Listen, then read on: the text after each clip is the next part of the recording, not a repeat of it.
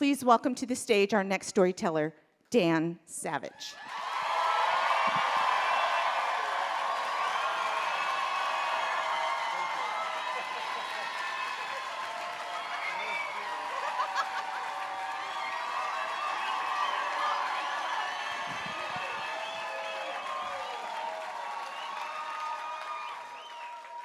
I don't want this to count against my time, wherever the timekeeper is. Rachel Lark is amazing. And all of you at Bawdy will one day be able to say that you knew her before the world knew her. I'm a musical theater faggot, grew up listening to Sondheim. I was geek first, so I grew up listening to Tom Lehrer. But I'm a Sondheim obsessive, a Tom Lehrer obsessive, a Tim Minchin obsessive. And Rachel is right up there with all of those guys. Her lyrics, her music, and you should get her CD and you should support her as she makes her art here in San Francisco for you guys, because she's amazing, and you're gonna want to keep her here as long as possible before she goes off and writes her first Broadway show. So, I'm at a bit of a disadvantage when I do Bawdy, which is really an awesome and fun event, and I'm really happy to be back. Because 20 years ago, I met and fell in love with this guy, Terry. And when I met him, I was a sex columnist in the 90s. We were all writing about the sex that we were having, we sex columnists in the 90s. And when I met Terry, who was so beautiful and so hot and fun, he said, because he was a very private person until Instagram came along, he told me in 1996 that I could write about my sex life or I could have a sex life with him, but I couldn't have a sex life with him and write about my sex life. And that still applies, and it applies, unfortunately, to Bawdy. So I can't tell stories from the last 20 years, and we have some fucking stories that I could tell.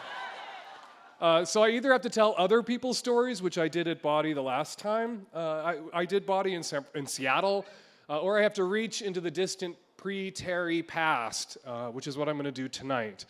I'm going to tell you how I lost my virginity.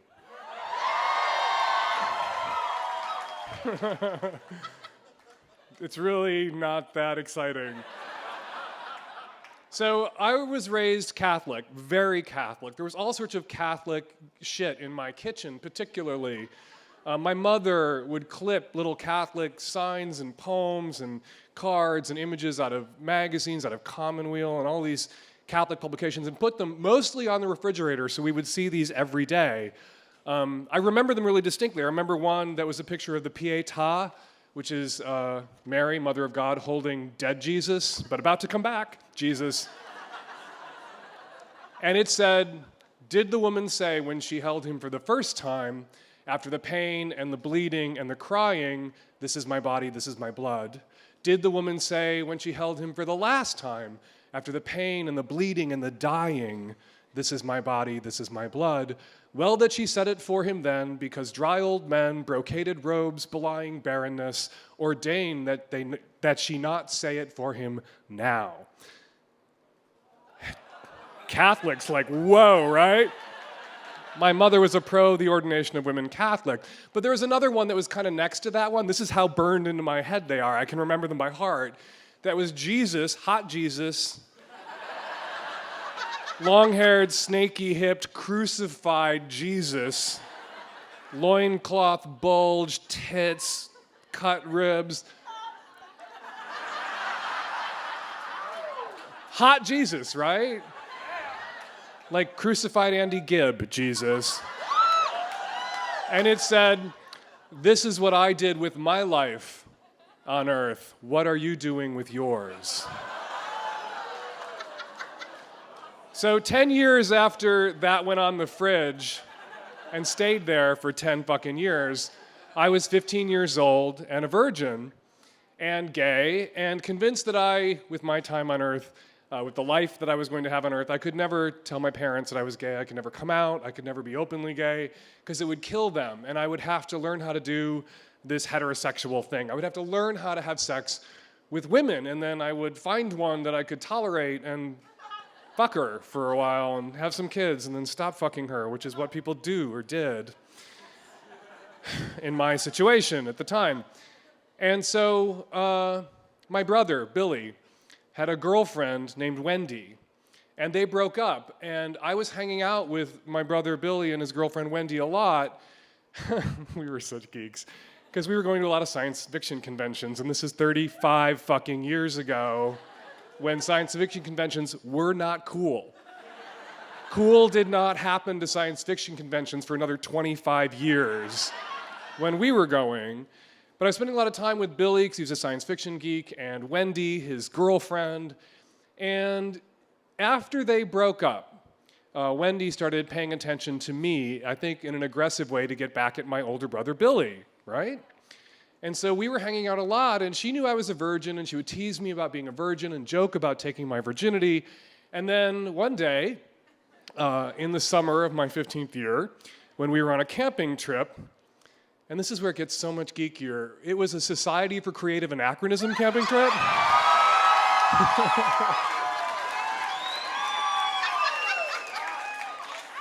Which 35 years later still is waiting for cool to arrive. Unlike the science fiction conventions, cool has not yet arrived at the Amateur Renaissance Fair. Ska or medieval reenactment people. And it was a good place if you're 15 years old and closeted to hide, which is what I was doing. So anyway, we're at a ska convention in the woods, a camp, it was some war, I don't remember which war it was. And Wendy was joking about how she was going to take my virginity that weekend, and I was a little intrigued, not because I was particularly interested in Wendy, but because I was interested in seeing if I could do this.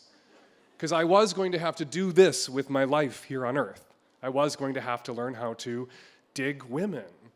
And so Wendy, one day, in a medieval gown, approaches me in my doublet and hose in Indiana in August. I'm sure we smelled wonderful, and tells me she's going to take my virginity that day. But she's not alone. There's a guy with her, Alex, who's beautiful.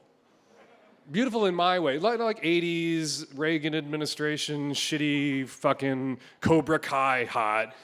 Like, Jesus nailed to the cross, snaky hip, long hair, shredded ribs, hot. What I think is hot. Big Muppet face, hot. And so Wendy and Alex are going to take my virginity from me. But Alex is straight, so we're just going to have two straight guys, three-way with Wendy, which is what we did. And so we go to the tent, and Alex goes first because he knows what he's doing. And he literally says, as he gets on top of Wendy, "Watch and learn." And I watched Alex on Wendy like your dog watches you on steak. Right? I watched. I made a very close observation. And then it was my turn, so Dan Savage, me, and I'm so not amazing, and you have to stop talking about me like that. My first time, sloppy seconds, which was fine with me. And so I get on top of Wendy, because it's missionary position, because it was the 80s and nothing else had been invented yet. And I start having sex with a girl, and my gay penis is in her vagina. And I should say something nice about her vagina, because later I'm going to say something terrible about it. So I'll say this. It was well concealed. This was 1980, so women still had pubic hair. It was like a Van Gogh haystack of brown pubic hair with some potential space tucked away in the middle somewhere. Like, you could look at Wendy's vagina all day long and not see anything. There's your compliment.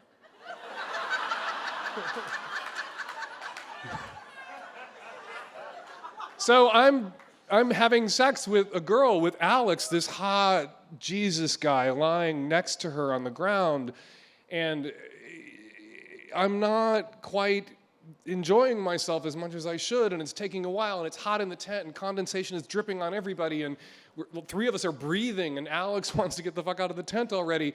And I know he's straight, and I know he knows he's straight, but I don't know if he's convinced I'm straight, so I can't look at him or touch him, so I'm like enjoying Alex with my peripheral vision, so I'm not gonna go like that, right? Because then he'll know I'm gay and he'll kill me. With his cum all over my dick, he'll kill me.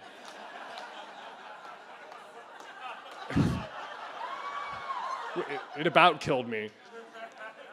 And then, Alex is getting a little impatient. So's Wendy, frankly. And then he does something that I thought at the time, oh, he can do that because he's straight. If I did that, that would be gay, and Wendy would realize they would kill me. He reaches between my legs and cups my balls to help. That helped. When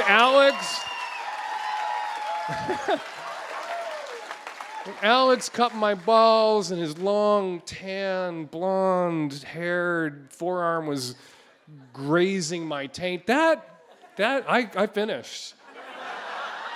And I was like, I can do this. Yes, Jesus on the fridge, I can do this with the rest of my life. I can close my eyes and I can picture Andy Gibb and I can hope there's always an Alex present and I can have sex with girls. I can do this. And so Wendy became my girlfriend, much to the consternation of my brother and my parents. And that's consternation by design, because I wanted them all to think I was straight. And after years of dancing around the living room to cabaret and chorus line, this helped. And it was a problem for my parents, because Wendy was 21, and I was 15. And this was technically statutory rape. Alex was 23. Not that he was around anymore, but just, filling it in. So that was my first time, 21, 23, boy, girl, three-way. 15 years old in a forest in Indiana, closeted gay kid, Catholic from the north side of Chicago. You thought you invented that shit here in San Francisco. No. So Wendy and I became girlfriend and boyfriend, and about 6 months we're hanging out having sex. The second time we get together, because she lives in Indiana, so she has to come see me in her giant car. The second time we get together, we're at a friend's house 2 blocks from my parents' house. This is where I'm going to say horrible things about her vagina, and I apologize. And I own this. Vaginas are wonderful and beautiful, objectively speaking, but subjectively speaking, if you're a little gay boy, they're kind of panic-inducing because of the whole body of the other thing, which little straight boys, they grow up and they're like, ew, pussy, yuck, gross, and then they hit puberty and they're like, yes, face in pussy, yum. And little gay boys were like, ew, pussy, yuck, gross. And we hit puberty and we're like, ew, pussy, yuck, gross. And nothing changes. But that's an I statement. Not an objective statement. So anyway, Wendy and I are standing in a living room at our friend's house. They're away and we're gonna have sex. We're gonna do the sex. This is only the second time. We're gonna do the sex. And so she gets completely undressed and I get completely undressed. And she is, I think, now 22 and I am still 15. And we're making out, and I need to put my drink down. I need to finish my drink. And we're making out, and she takes my hand and guides it down to her private parts. And I know enough to know that I'm supposed to put my fingers in there. And so I do, and I'm wiggling them around, these 3 fingers. And I'm trying to think, this is supposed to be sexy. If I was the person I'm supposed to be, this would make my dick hard. And all I can think is, this is like sliding my hand into a tray of lasagna that's been turned on its side and is covered in hair.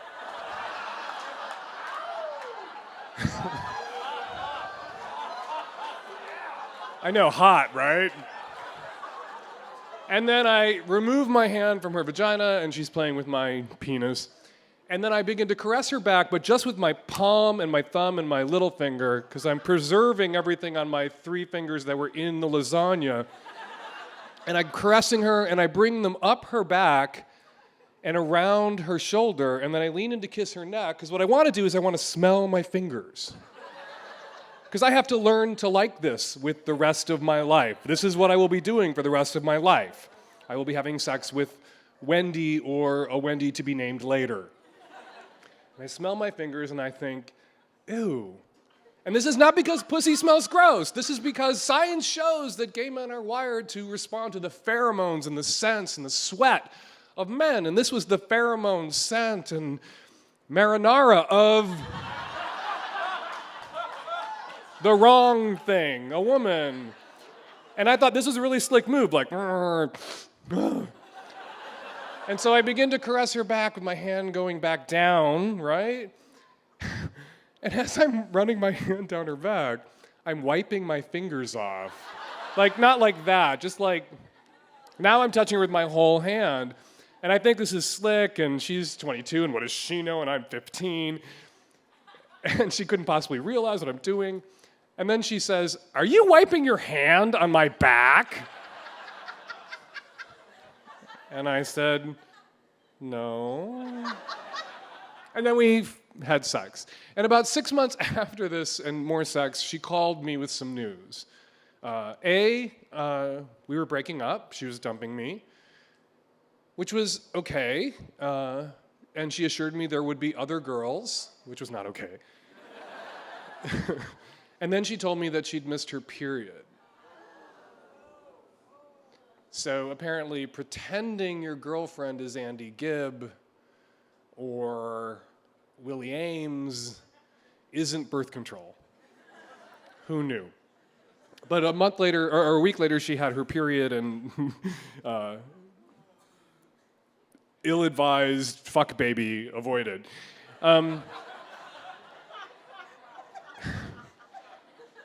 But I did think after this whole relationship with Wendy, I could do this. I can do this. I can do this with the rest of my life like Jesus wants me to. I can find some poor girl and I can lie to her. I can close my eyes and pretend she's Leif Garrett. Nobody in here knows who I'm talking about. Leif Garrett in the spandex pants on the cover of that album with the long Jesus hair, right? I can pretend some guy, she's Leif Garrett, and I can ejaculate inside her successfully. I can pretend, I can lie, and that was what was expected of me. That's what Jesus and my parents wanted me to do. They wanted me to find some poor girl, marry her, lie to her, mislead her, damage her, use her as what we would now call a fleshlight, although we didn't have those then. We had cantaloupe. And so I was wrestling with all of this, and one night I met a different friend, a friend from high school. I met her a boyfriend's apartment, her and her boyfriend, and she's 15 or 16, as I am, and her boyfriend is, go figure, 22. And she has to go at some point because she has a curfew, whatever the fuck to those things. She had a curfew, and so she had to leave, and then suddenly it was just the two of us, me and her boyfriend, alone in his apartment. And we were just hanging out, just sitting there, and I had long Jesus hair then, and he was playing with my hair as we sat on the couch, which I didn't quite understand because I knew him to be straight, and I thought if I betray in any way that this is interesting or arousing to me, he will kill me, because this is where the closet does to your thinking when you're a closeted gay kid and you're hiding, is you really do become sort of paranoid, and you feel like anything that might betray you, you can't risk, but if someone's comfortable enough expressing male-male affection, they're obviously not worried about being perceived as gay because they're not gay. Otherwise, they wouldn't be doing it. And so he's touching me, and I'm thinking, clearly not gay, otherwise wouldn't be touching me. Don't touch him back, because then he'll know I'm gay and he'll kill me. And we're sitting there, and he suddenly says to me at like 2 o'clock in the morning, "What would you do if I kissed you?" And I thought, ejaculate?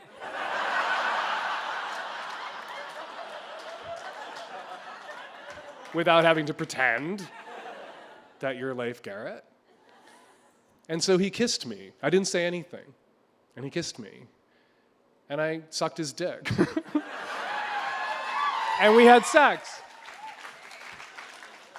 We ended up having sex in his bedroom all night long. Tried to use mineral oil as lube. And we're rolling around and we're doing this. And the next morning, literally, I remember walking out of his apartment on Argyle Street to the Argyle Street Red Line L stop in Chicago, then called the Howard line, and walking to the, thinking the sky is not red. And I have not been hit by lightning. And I didn't lie to anybody. And this is probably what I should do with the rest of my life. And this is, although I was lying to my friend, whose boyfriend he happened to be. We hung out a few more times, we messed around a few more times. It confirmed for me that I couldn't find a Rachel Lark, right? I couldn't find that hot, sexy, slightly androgynous, slightly boyish girl and mislead her. I had to find my Andy Gibb, my Leif Garrett, my Willie Ames, and love him. And that's what I did. That person is Terry, and he's the reason I can't tell you anything about the last 20 years of my life. And thank you very much.